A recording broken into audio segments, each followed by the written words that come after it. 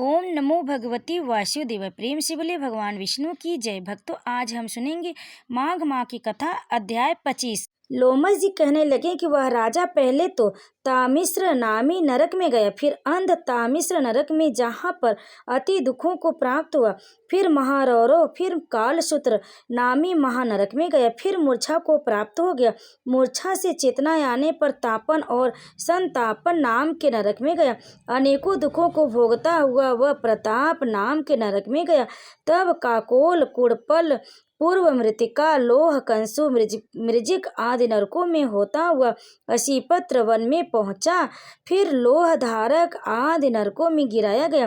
भगवान विष्णु के साथ द्वेष करने के कारण वह 21 युग तक भयंकर नरकों की यातना भोगता हुआ नरक से निकलकर हिमालय पर्वत पर बड़ा भारी पिशाच हुआ। उस वन में वह भूखा और प्यासा फिरता रहा। उसको मेरु पर्वत पर कहीं खाने को न तो भोजन मिला और न ही पीने को जल। होय तब्या के कारण वह पिशाच घूमता हुआ एक समय प्लुप्त प्रस्वर नाम के वन में जा निकला।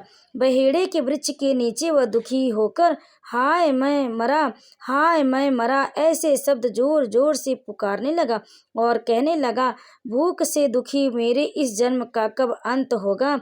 इस पाप रूपी समुद्र में डूबते हुए मुझको कौन सहारा देगा?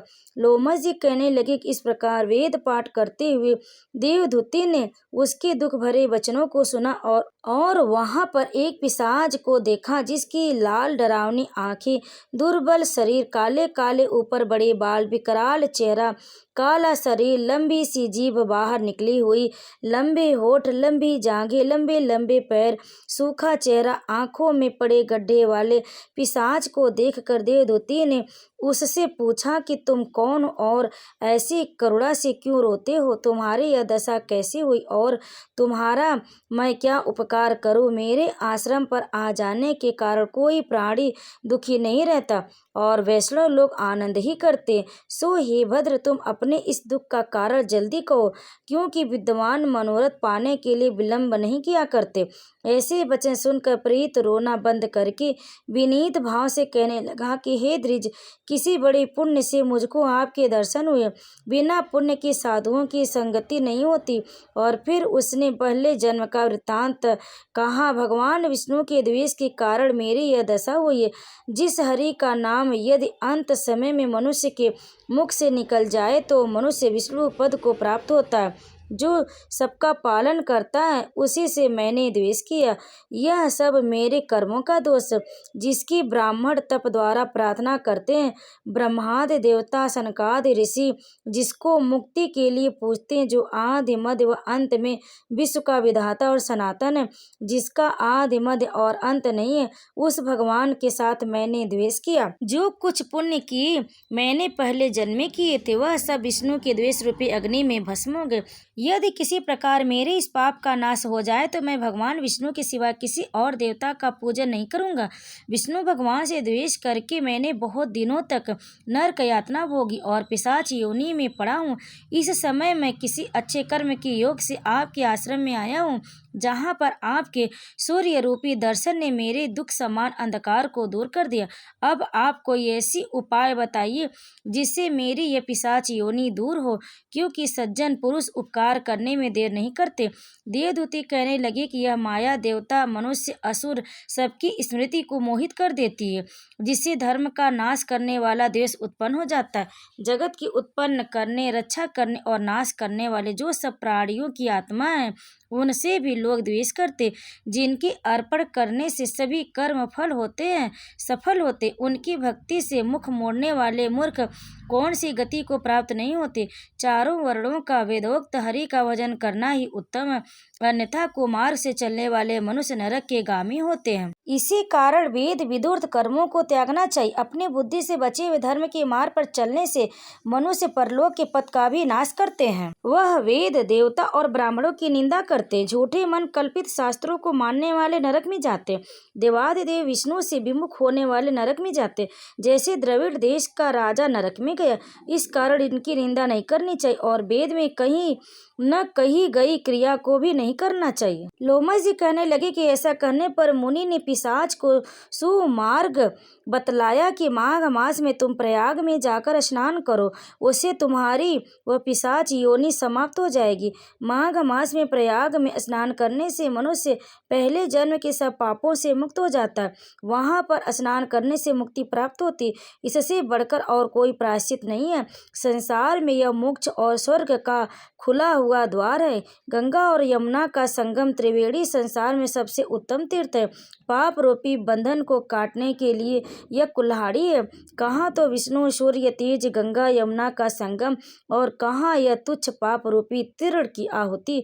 जैसे घने अंधकार को दूर करने वाले शरद का चंद्रमा चमकता है, उसी तरह संगम कि स्नान से मनुष्य पवित्र हो जाता है। मैं तुमसे गंगा यमुना के संगम का वर्णन नहीं कर सकता, जिसके जल की एक बूंद के स्पर्श से केवल देश का ब्राह्मण मुक्त हो जाता है। ऋषि के ऐसे वचन सुन प्रेत के मन में शांति उत्पन्न हो गई, मानो सब दुखों से छूट गया हो। प्रसन्नता से उसने विनय पूर्वक ऋषि से पूछा। पिशाच कहने लगा कि हे मुनि, केरल देश का ब्राह्मण किस प्रकार मुक्त हुआ, यह कथा कृपया करके विस्तार पूर्वक कहिए। देवदूती कहने लगा, केरल देश में वासु नाम वाला एक वेदांत पारंगत ब्राह्मण था। उसके बंधुओं ने उसकी भूमि छीन ली, जिससे वह निर्धन और दुखी होकर अपनी जन्मभूमि त्याग कर देश विदेश में घूमता किसी व्याधि की ग्रस्त होकर मृत्यु को प्राप्त हो गया। उसका कोई बांधव न होने के कारण उसकी अर्धवैदिक क्रिया नहीं हुई और न ही उसकी दाह क्रिया हुई। इस प्रकार क्रिया के लोप होने से निर्जन वन में प्रेत होकर चिरकाल तक फिरता रहा। शीत ताप भूख प्यास से दुख होकर हाहाकार करता हुआ वह नंगे शरीर रोता फिरता था, परंतु उसको कहीं सद्गति नहीं दिखाई देती थी। सर्वथा दान न देने से वह अपने कर्म फल को भोगता था। जो लोग अग्नि में आहुति नहीं देते, भगवान का पूजन नहीं करते, वे आत्मविद्या का अभ्यास नहीं करते, अच्छे तीर्थों से विमुख रहते हैं। जो लोग दुखी लोगों को स्वर्ण वस्त्र तांबूल रत्न फल तथा जल नहीं देते तथा छल कपट से जीविका प्राप्त करने वाले, दूसरों तथा स्त्रियों का धन हरने वाले, पाखंडी कुटिल चोर बाल वृद्ध तथा आतुर और स्त्रियों पर निर्दयता करने वाले, आग लगाने वाले, विषय देने वाले, झूठी गवाही देने वाले, कुमार्ग पर चलने वाले, माता पिता भाई बहन संतान तथा अपनी स्त्री का त्याग करने वाले, जो सब तीर्थों में दान लेते हैं, पालन करने वाले, मनुष्य स्वामी को त्यागने वाले, गौर तथा भूमि के चोर, वेदों की निंदा करने वाले, वृथा द्रोह करने वाले, प्राणियों की हिंसा करने वाले, देवता गुरु की निंदा करने वाले, यह सभी बारंबार प्रेत पिशाच राक्षस तथा बुरी योनियों में जन्म लेते हैं। अतएव बुरे कर्मों से बचकर धर्म के कार्य तथा यज्ञ दान और तप आदि करने चाहिए, क्योंकि कर्म फल अवश्य ही मिलता है। इस प्रकार प्रेत की गति देखकर पाप कर्म कदापि नहीं करने चाहिए। ब्राह्मण कहने लगा कि इस प्रकार उस केरल ब्राह्मण ने उस पर्वत पर अधिक समय व्यतीत करके एक मार्ग से एक पथिक को देखा, जो 2 गगरियों में त्रिवेणी का जल लिए हुए था, आनंद पूर्वक भगवान के चरित्र का गान कर रहा था। प्रेत ने उसका मार्ग रोक कर कहा कि तुम डरो मत, इस गगरी का जल मुझको पिलाओ, नहीं तो मैं तुम्हारे प्राण ले लूंगा। देवदूती कहने लगा कि दुखी दुर्बल नंगी मुरझाए हुए तुम कौन हो, पैरों से पृथ्वी को स्पर्श न करके चलते हो। लोमश जी बोले। प्रेत यह वचन सुनकर कहने लगा कि मेरे ऐसा होने का कारण सुनो। मैंने कभी ब्राह्मणों को दान नहीं दिया, अत्यंत लोभी क्रियाहीन, दूसरे के अन्न से पलने वाला था। मैंने कभी किसी को भिक्षा नहीं दी, न दूसरे के दुख से दुखी हुआ। प्यासे प्राणियों को मैंने कभी जल नहीं पिलाया। मैंने कभी छाता जूता दान नहीं किया, न किसी को जल का पात्र पान या औषधि किसी को दी। न मैंने अपने घर में कभी किसी अतिथि को ठहरा कर उसका सत्कार किया। अंधे वृद्ध अनाथ और दीनों को मैंने भी कभी अन्न से संतुष्ट नहीं किया और न ही किसी रोगी को मुक्त किया। न कभी ब्राह्मणों को दान किया, न कभी अग्नि में हवन किया। वैशाख आदि मास में किसी को ठंडा जल नहीं पिलाया। न ही मैंने बड़ या पीपल का कोई वृक्ष लगाया, न किसी प्राणी को बंधन से छुड़वाया। कभी कोई व्रत करके शरीर को नहीं सुखाया। इस कारण मेरा पूर्व जन्म सब बुरे कार्यों से ही व्यतीत हुआ। मेरे पूर्व जन्म के कर्मों से ही मेरी यह गति हुई। इस वन में व्याघ्र भेड़िए से बचा हुआ मांस तथा जंतुओं के खाने से गिरे हुए फल, वृक्षों पर लगे हुए सुंदर फल तथा झरने का सुंदर जल सब ही मिलते हैं, परंतु देव इच्छा से मैं कुछ नहीं खा सकता। सर्प की तरह केवल पवन भक्षण करके जीवन व्यतीत करता हूँ। बल, बुद्धि, मंत्र, पुरुषार्थ से लाभ, हानि, सुख, दुख, विवाह, मृत्यु, जीवन, भोग, रोग तथा वियोग में केवल भाग्य ही कारण होता है।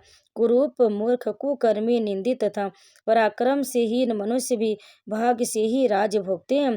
काणे, लूले, लंगड़े, नीतिहीन, निर्गुण, नपुंसक भाग्य से राज्य प्राप्त होते हैं।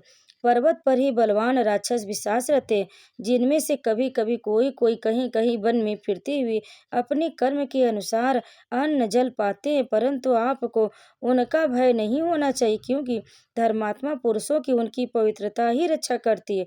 ग्रह, नक्षत्र, देवता सर्वथा धर्मात्माओं की रक्षा करते हैं। यह पिशाच आप जैसे भक्त की तरह आँख उठाकर भी नहीं देख सकते। जो नारायण भगवान की भक्ति में पवित्र रहता है, उसको प्रेत, पिशाच, पूतना आदि बाधा नहीं दे सकते।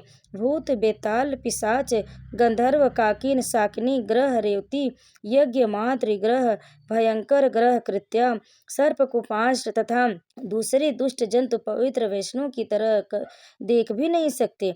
जिसकी जिह्वा पर गोविंद का नाम, हृदय में वेद तथा श्रुति विद्यमान है, जो पवित्र और दानी है, उनको कभी भय नहीं हो सकता। हे ब्राह्मण, इस प्रकार कर्मों का फल भोगता हुआ मैं यहाँ रहता हूँ, ऐसा सोचकर मैं कभी शोक नहीं करता। एक बार मैं जवारनी नदी के किनारे पर गया था। वहां पर घूमते हुए मैंने सारस के वचनों को सुना था। भक्तों, यह अध्याय यहीं पर समाप्त हो। आगे की कथा आप अगले अध्याय में अवश्य सुनें। तब तक आप सभी भक्तों पर भगवान श्री विष्णु कृपा सदैव बनी रहे। जय श्री हरि।